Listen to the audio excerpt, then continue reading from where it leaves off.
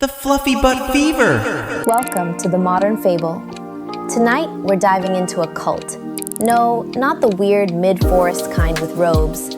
I'm talking about a global religion with millions of disciples and 0 tax exemptions.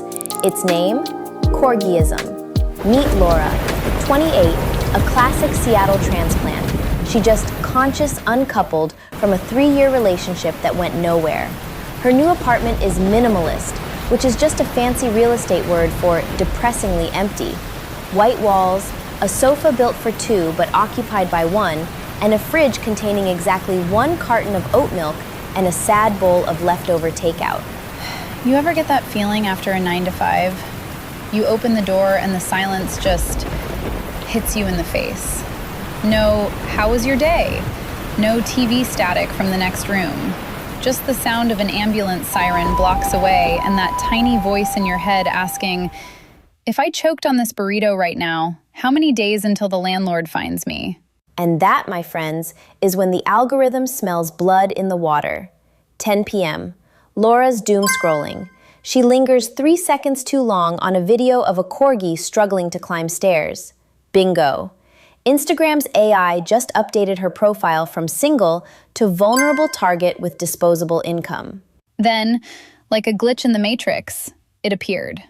A sponsored post. A photo of this gold and white corgi. Huge eyes, tiny tongue poking out just a bit. The caption read, Biscuit. This senior corgi was abandoned at a shelter and is looking for his final forever home. Free adoption to the right soul. I swiped. Instantly. My brain was screaming, this is it. This is the sign from the universe. The universe sent me a fluffy potato to save my life. The poster's name was Rick. His profile? Pure Good Samaritan vibes. Photos of him with 3 different rescues, long posts about giving back, and a comment section filled with God bless you from previous adopters. It was a masterpiece of digital identity. Actually, it was too perfect. But when you're drowning in a sea of silence, you don't look for holes in the life raft. Rick's Symphony of Gaslighting. Laura slid into Rick's DMs that same night. And Rick? Let's call him the maestro. He didn't just reply. He started composing a perfect symphony of psychological manipulation. Laura, thank you for reaching out about Biscuit. I'm gonna be honest, I can tell you're special. Most people just ask, is he purebred? Or does he have papers? You asked about his favorite snacks and what makes him scared. You're making me believe that Biscuit finally found his person. I was hooked. This guy, he just got me. He talked about Biscuit like a child, telling me how he'd snuggle into your armpit during thunderstorms, and how he's obsessed with strawberries but hates bananas. Those tiny, specific details, they painted a picture. I could already see us curled up on the sofa, watching Netflix and sharing a bowl of berries. Then, at 2 a.m., the prime hour for emotional vulnerability, Rick sends an audio clip. Laura, listen. I just played your voice message on speaker for Biscuit. Look at him. He's literally scratching at the phone. He's never reacted to anyone like this before. He's choosing you, Laura. He knows. I lost it. I actually cried. This tiny, innocent creature was choosing me through a digital signal. I wasn't just a lonely girl in an empty apartment anymore. I was the chosen one. My logic? Gone. Deleted. My heart took the wheel. And that's when the stage was set. The next morning, Rick calls with a voice full of simulated panic. Laura, we have a problem. I'm at the airport checking Biscuit in, and they're flagging his paperwork. Since he's flying solo from Texas to Seattle, they're demanding a pet psychological clearance. I'm so sorry, I got him from a rescue, so I don't have that on file. Wait, what? Is he okay? What do we do? They say it's a $200 fee for an emergency certificate. Look, don't worry about it, I'll cover it. I just wanted to let you know the flight might be delayed while I figure this out. The first move, $200. But notice the genius here? He didn't ask for the money, he offered to pay. It's the ultimate good guy trap. And Laura, being a decent human being, played her part as the perfect victim. No, Rick, stop. This is on me. I'm the one adopting him. I should cover the costs. Just give me your info, I'll transfer it right now. Actually, I usually use PayPal, but my account is flagged for verification right now. Classic. Do you happen to have any Amazon gift cards? The airport agents here actually take Amazon codes for emergency fees. It's faster. A red flag the size of Texas. But when you think you're the chosen one, you don't see the red, you just see the Corgi. The panic spiral. The first $200 is gone. Rick sends a blurry screenshot of a temporary receipt and a promise that Biscuit is heading to the gate. But then, the phone starts screaming. Laura, listen to me, okay? Stay calm. They just did the pre-flight check on Biscuit, and he's showing signs of acute anxiety.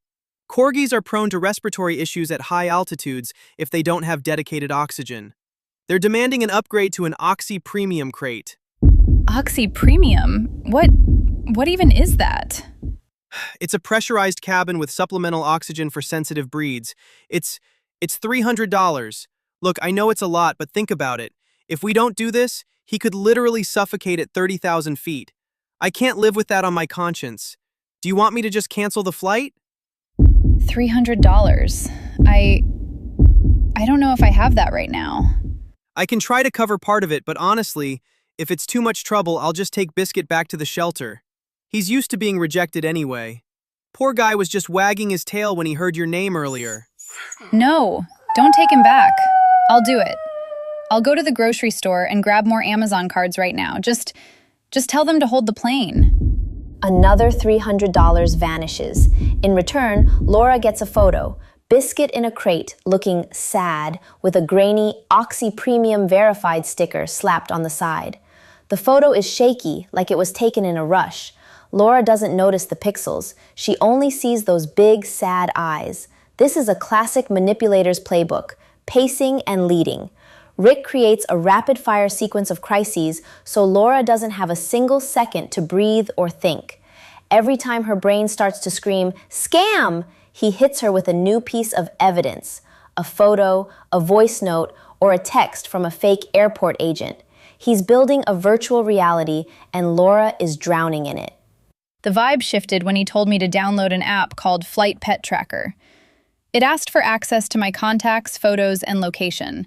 I'm not a tech genius, but that felt invasive. I said no, and Rick immediately flipped the script. Laura, I'm out here doing everything I can to get Biscuit to you. This app is the only way you can see him board, see him land. If you don't trust me after everything we've been through today, fine, I'll cancel it all. Biscuit goes back to the cage. You'll have to live with that. Peak emotional blackmail. Laura installs the app. A notification pops up. Biscuit has boarded. Estimated arrival, 8:45 p.m. Her heart is doing backflips. She's won. She's finally getting her dog. Until... Laura, I don't even know how to tell you this. The flight is grounded due to weather. They're moving Biscuit to overnight climate-controlled storage. The fee is $150. And since it's an after-hours emergency, they only take Apple gift cards. I'm so sorry. Why is it always gift cards, Rick? Are you sure this isn't, I don't know, a bit much? What are you saying, Laura? You think I'm scamming you for $150? I've spent my entire day running around this airport for you and your dog. If you don't believe me, here's the airport number. Call them yourself. But hurry, they close in 5 minutes. Laura didn't call. She went back to the store. Total damage, $650. She gets one last photo. Biscuit in a crate that looks suspiciously like the one from this morning. Only the background is different, vaguely airportish thanks to a very lazy Photoshop job. But Laura is too exhausted to care. She just wants her dog home. Laura isn't just broke, she's broken. But in the digital age, you don't just cry, you call backup. And Rick has no idea that Laura's siblings are about to turn his scam into a crime scene.